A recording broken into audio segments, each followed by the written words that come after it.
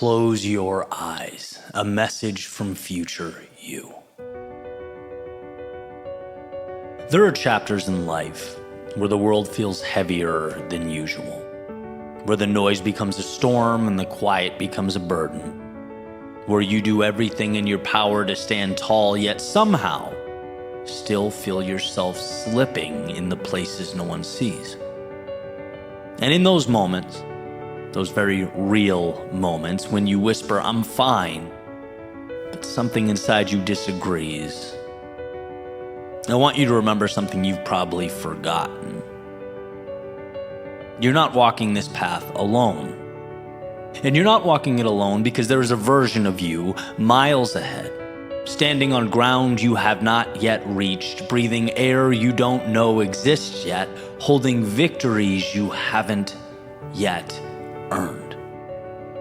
And that version of you is calling back through the darkness saying, close your eyes.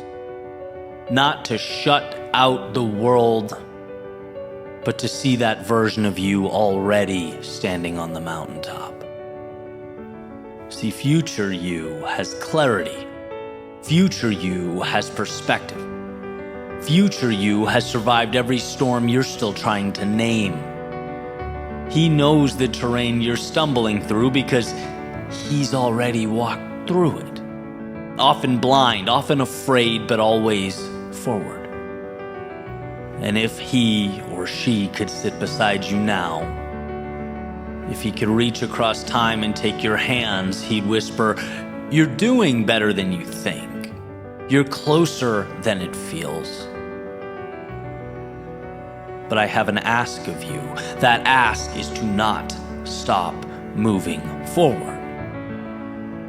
So when the weight becomes too much, when the doubt grows louder than hope, come back to the refrain, close your eyes.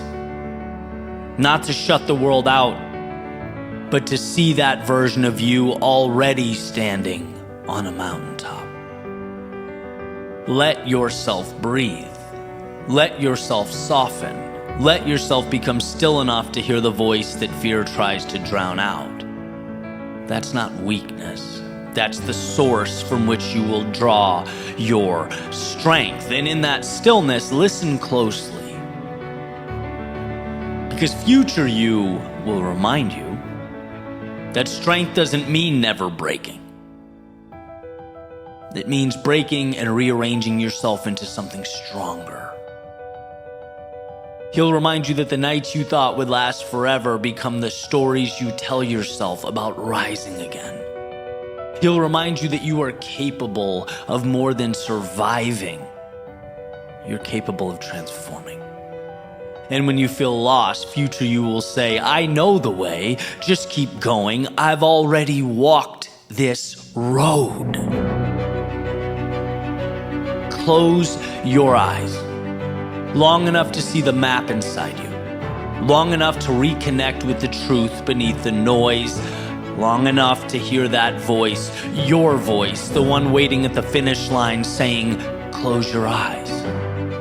Not to shut the world out, but to see that version of you who's already standing on the mountaintop. And maybe that message is simple. Maybe it's profound. Maybe it's just 3 quiet words. Don't stop now. Because the version of you that conquered the mountain, he's counting on you. And the version of you who turned pain into purpose, he's waiting for you. In the version of you who learned to love life again, he's calling your name.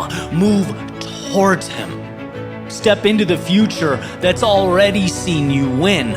Borrow his strength if you need to. Borrow his certainty. Borrow his clarity. Borrow his belief until yours returns. And when the world feels too heavy, when the darkness feels too thick, come home to the truth. Close your eyes. Not to shut the world out, but to see that version of you already standing on the mountaintop, looking down at a world conquered. Close your eyes to hear the message from future you. the one who never stopped believing.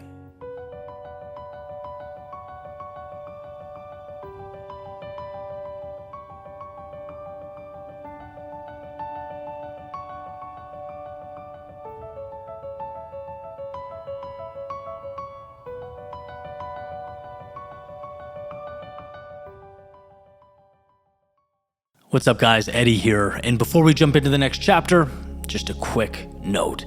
So, as many of you know, every single video that I've ever put on this channel has been created with the intent of building momentum in your life. If you want something physical to anchor that momentum, we've created the brand AGNS, or Always Grateful, Never Satisfied, for that exact reason. It's athletic apparel that embodies the very ideas and concepts I talk about every day. Because you're watching on YouTube or Spotify, we've created a code for this exclusive community, YWW20. You can use that on the website, agns.lifestyle, or right under this video on YouTube. All the stuff is there in the shop. Again, code YWW20 gets you 20% off the entire store. It's a great way to support the channel and also elevate your journey. Let it be a reminder to keep showing up. Appreciate your time. Always grateful, never satisfied. On to the next. What if the things you want most aren't really what you need?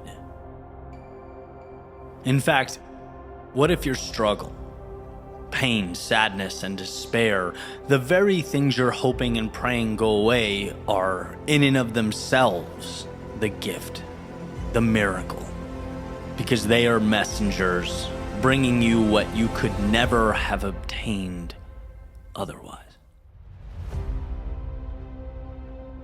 My friend Logan sent me a note the other day, quoting letter 5 of Letters to Malcolm, chiefly on prayer, from C.S. Lewis. The voice note basically said, "Eddie, I know you're going to love this." And he was right. I was floored, so moved that I couldn't help but pass it along to some friends, and now I want to share it with you.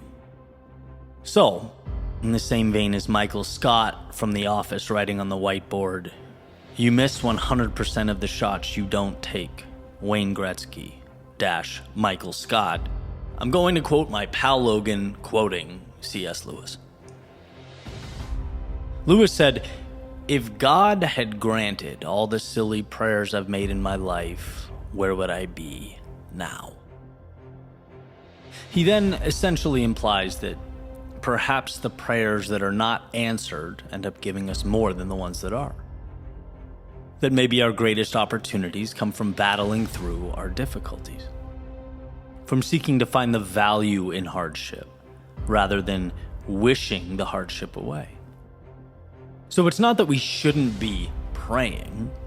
It's that perhaps we should be asking for not shortcuts or a shelter from the chaos of life, but the wisdom to identify life's necessary lessons. You know, man, what a beautiful reflection. What if we stopped praying for the painful circumstances to be taken away and instead asked what he wants us to get out of them? It's not, "Please take the storm away." It's, "Where can I unveil strength amidst the storm I didn't even know I had? Where is the value dispersed amongst this valley of despair I find myself navigating?" Part of life is understanding that quote-unquote misfortune is unavoidable. But along with that is understanding that lives are changed and fortunes are made when we are pushed to our max, when we are tired, lonely, scared, defeated, unsure. See, these are the things that teach us to gather ourselves and rebuild stronger. Like muscle breaking down to grow back greater than before. You can pray to be dropped at the end of a 10-mile run, but how self-defeating, right? The substance is the journey. It's hurting and finding a way to go on. It's doubting whether you can hit your target and learning to trust yourself. It's running by people on the beach beer in hand, relaxing and knowing that in this moment you chose to be different. How insane to pray those things away. They are the miracle. It's asking to skip the movie and arrive at the credits. To skip the book and wake up when the story is resolved and it's time to place it back on the shelf. Our power is derived from our pain, our discomfort. So perhaps when going through it, we remind ourselves what it will all come to mean. We revisit the fact that just because the value appears invisible through the storm doesn't mean it's not there. We just tend to see it later, in the rear view, when the dark clouds are behind us, when the turbulence has died down, and we can now reflect on what stares back in the mirror. So here's to reframing those stories we tell. To not seek to wish away the obstacles, but to seek guidance, understanding, and wisdom in getting from them that which makes life worth living. Here's to going where most don't dare go in order to emerge with what most don't have. Here's to living life with eyes open. To understanding in our despair exists the seed that will become our greatness, our joy, and our triumph. Change the way you see the dragons of life, and you will simultaneously, with each swing of the sword, become capable of slaying them.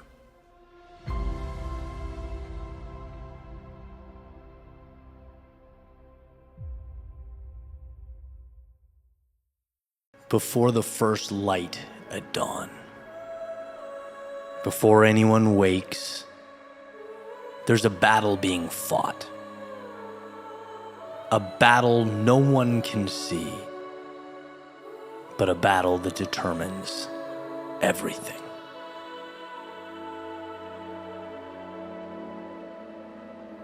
A young Spartan stood before the morning sun. His village was quiet, his peers were sleeping, yet he was awake. And no, there was no battle that had arrived. But in his heart and in his mind, he knew the battle was coming. And in that quiet hour, he whispered to himself, "The enemy you cannot see is the enemy you must train for." Because, pragmatically speaking, there was no enemy out there. It wasn't waiting across a field.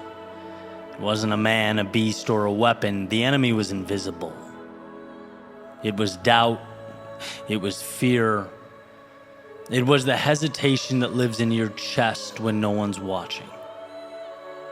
The weakness that whispers, maybe this is too hard. Maybe you're not quite ready. Come back tomorrow. And that right there, that invisible weight, was the enemy he had to face first. And so he trained. He ran while the hills burned his lungs. He lifted while his muscles screamed. He sparred while his body ached from yesterday's strikes. And every day, he trained in silence. Every repetition was a quiet promise to himself. Every drop of sweat was a declaration. Every fall, every bruise, every failure, he embraced it. Because he knew what you practice in the dark determines what you win in the light. All day, every day, through it all, he repeated the words, "The enemy you cannot see is the one you must train for." He understood a truth that the world rarely tells you. The battles that shape you are never the ones you see coming. They're the ones you can't anticipate. They're the ones that hit when no one else is watching, and if you are not ready, you will fail. That's not personal, that is just life. And so every day he committed to this process, and people laughed at him. They mocked his effort. They whispered that he was wasting his time, his energy, his life in totality. Why do you run up hills that have no end? Why do you spar with shadows? Why do you lift what you don't need? And he could have listened.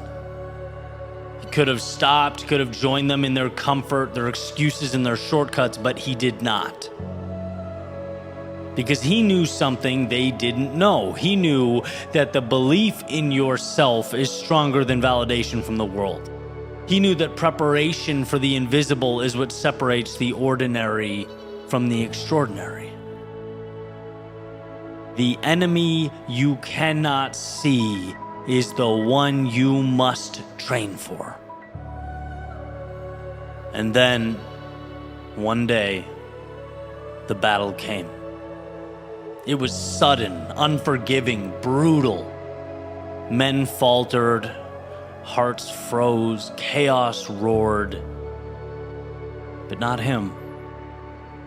He moved with a rhythm, a certainty, a precision that could only have come from years of fighting those quote-unquote shadows.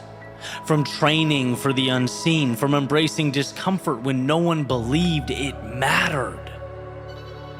Every dodge, every strike, every decision was already written in the hours that he'd spent alone. See, that battle was never about chance. It was about faith in himself. The enemy you cannot see is the one you must train for. Here's the thing people don't understand. That enemy, that one you cannot see, is everywhere. It's the morning you don't feel like waking up. It's the doubt that creeps in before you even start. It's the fear that whispers you're not ready. It's the voice that says maybe tomorrow, maybe later. And yet every time you train anyway, every time you push through anyway, every time you refuse to quit, you win. Not because the world gives it to you, not because circumstances align, but because your belief in yourself becomes stronger than the obstacles around you. The enemy you cannot see is the one you must train for. And by the end, the young Spartan didn't just survive. He didn't just fight, he conquered. Not the enemy in the field, but the enemy in his mind. And when people asked him how he was so ready, he smiled and quietly said, I trained for what no one could see. I prepared for what most ignore. I fought the battle that was invisible, and that made all the difference. The enemy you cannot see is the one you must train for. You will face your invisible enemies. Doubt, fear, hesitation. That inner voice that tells you to stop before you even began. Train for them. Prepare in silence. Strengthen yourself in the shadows. Because one day the battle will arrive. And when it does, you'll be the exception. You'll be ready. No, not because life was kind. It wasn't. Not because luck favored you. It didn't. But because you believed in yourself when no one else could see it. The enemy you cannot see is the one you must train for. So step forward. Face the invisible. Become unstoppable. And be the exception.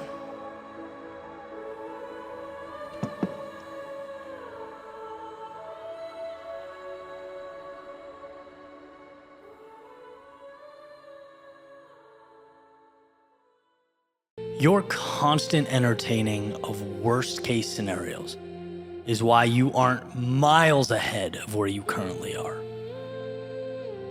Let me explain.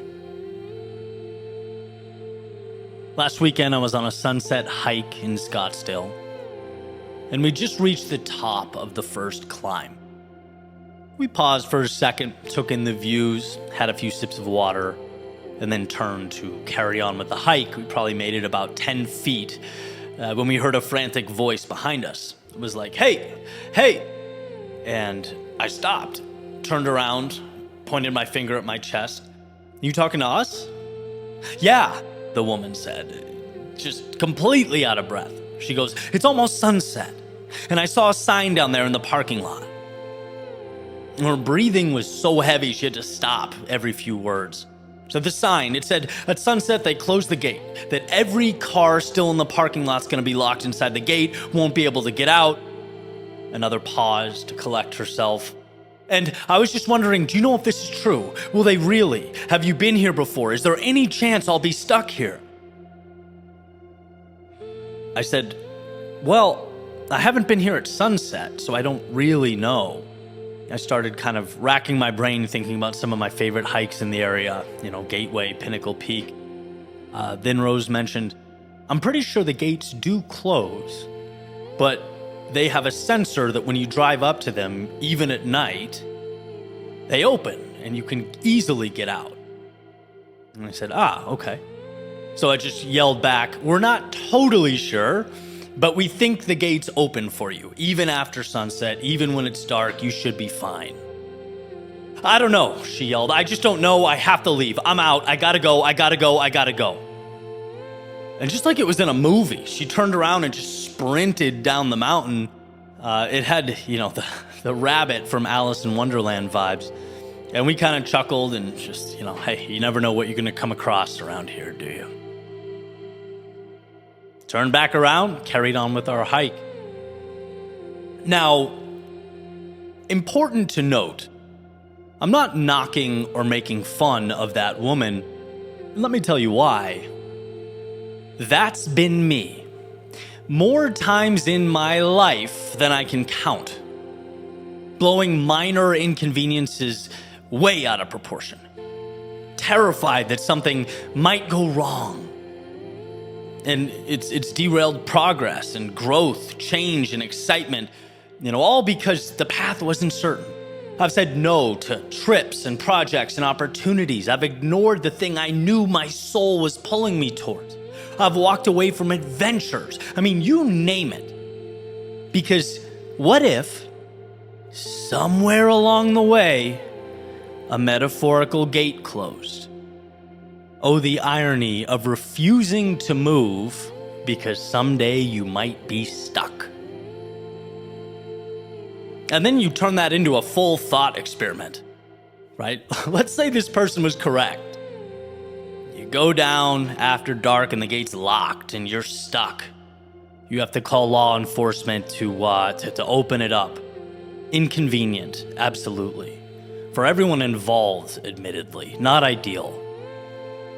But why is our instinct to act like we'd starve to death at Tom's Thumb Trailhead? Our brains flash this image of ourselves writing a goodbye letter to everyone we know, with a scroll and a quill pen for some reason. I'm not sure why. Dear loved ones, they closed the gate. Tell Michael he can have my signature John Mayer guitar. Right? When you play it out, it's lunacy. It's insane. The worst case scenarios we create are complete nonsense, almost always. Because look, it's one thing to be reckless and careless. It's another to live your entire life in bubble wrap because you may trip and fall somewhere along the way. Now, obviously, this is way bigger than that story I just shared. Right? This is about the trap of leaving so much of life on the table because we placate to the downside. We constantly entertain all the things that can go wrong, forgetting that 1, almost everything is solvable, and 2, mostly 2, the question, what if everything works out? Hey, what if things go right? Why is that possibility so often left out of the equation? What if you leave that toxic relationship? And sure, perhaps after a brief period of chaos and stagnation, things get better than they've ever been. What if you start the business? And yeah, maybe rocky at first, but after that, it completely changes your life. It causes you to level up as a person while also putting you in position to add value to the world you could never have in your old life. What if you decide to level up your fitness? And you bet the first month or two at the gym, you feel like a fish out of water. But ultimately, you transform mentally and physically in ways that leave you just feeling different, more confident in every room you walk into. Why don't we think about the upside in scenarios like that? When we turned around and finished that hike, it was one of the most beautiful things I'd ever experienced. The orange and purple sky, the path through the rocks that felt like something out of a Lord of the Rings movie, the view from the top during blue hour, when the sky is still painted all those colors, but it's dark enough that the lights from the houses way down in the valley look almost animated, like a cartoon or something. Closest comparison we came up with was the aesthetic from the movie Polar Express, right? Almost doesn't look real. And I just think, imagine missing that because of something as trivial as a parking inconvenience. In the grand scheme of things, what's more meaningful? What's more important? What matters?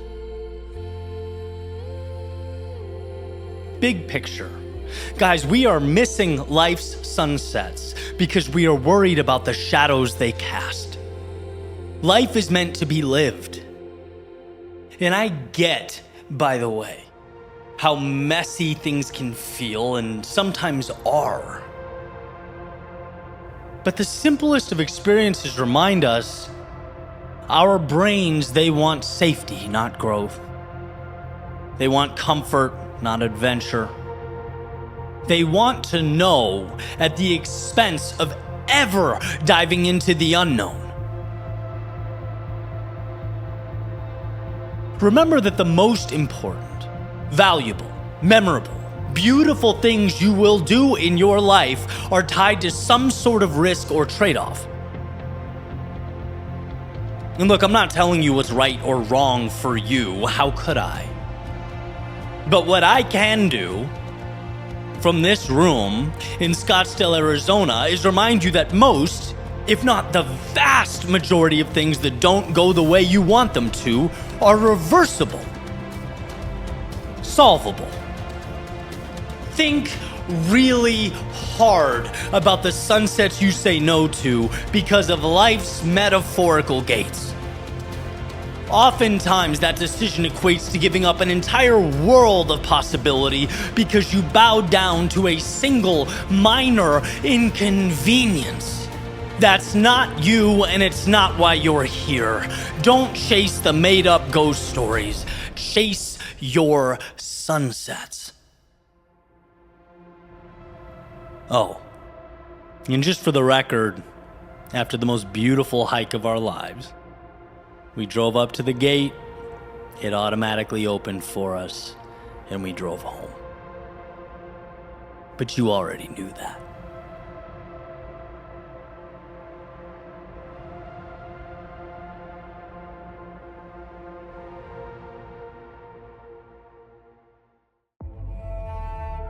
It's not that you can't have more. It's that for some reason you've decided more is unrealistic. You have settled for good, believing that great is for someone else, and when you aim at good, you'll get good. But when you aim at great, well, you're playing a different game entirely. So which star are you aiming for?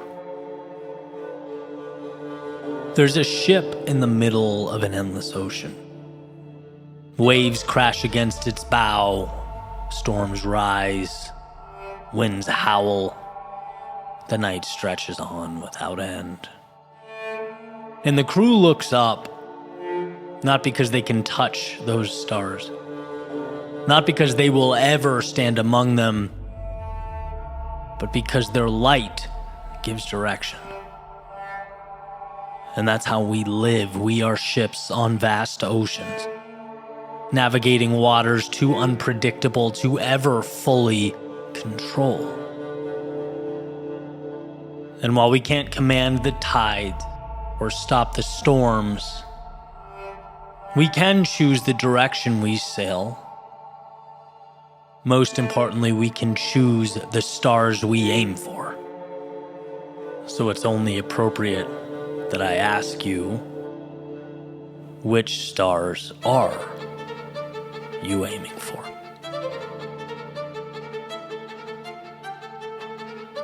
Because life without something bigger than yourself is like sailing without a compass. You drift, you wander, you circle the same waters.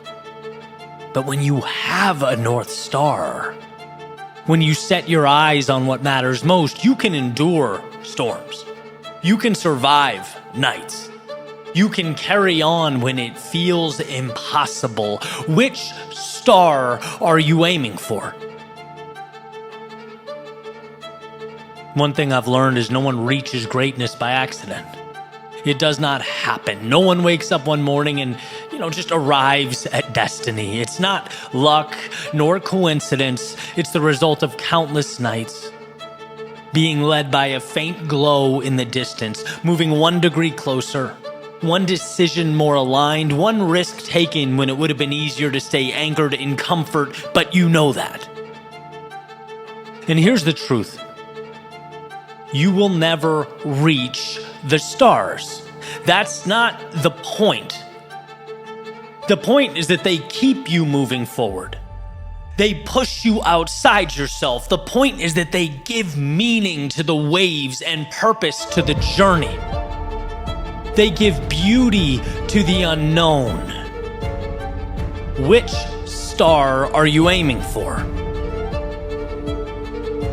When doubt whispers, why bother?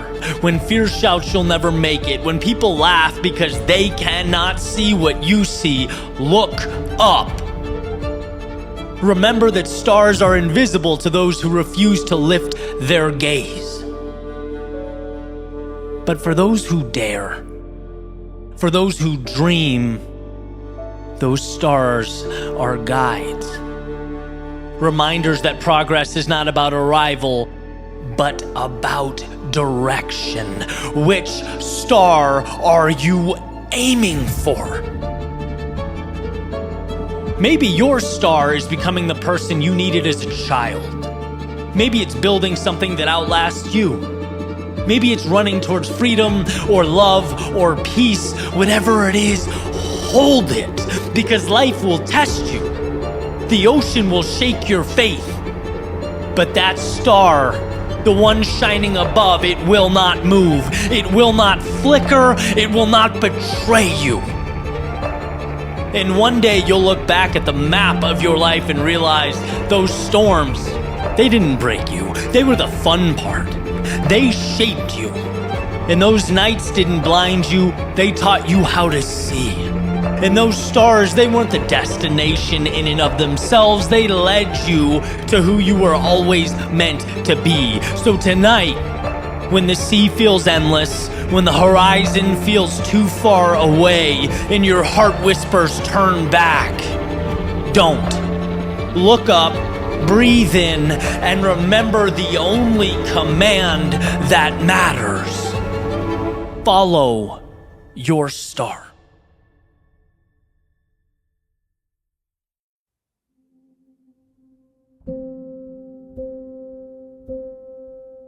It was an ordinary run, on my ordinary loop, on an ordinary day, right in the middle of an ordinary week.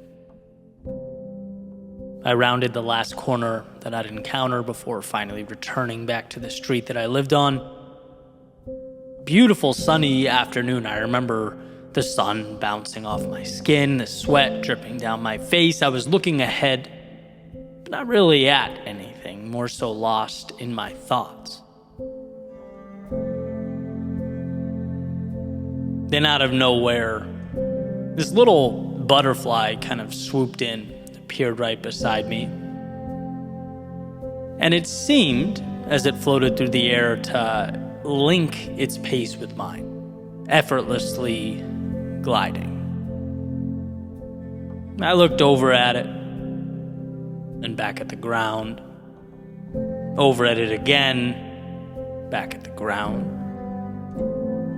And for a second, I wondered what it would be like to be one of those flying machines.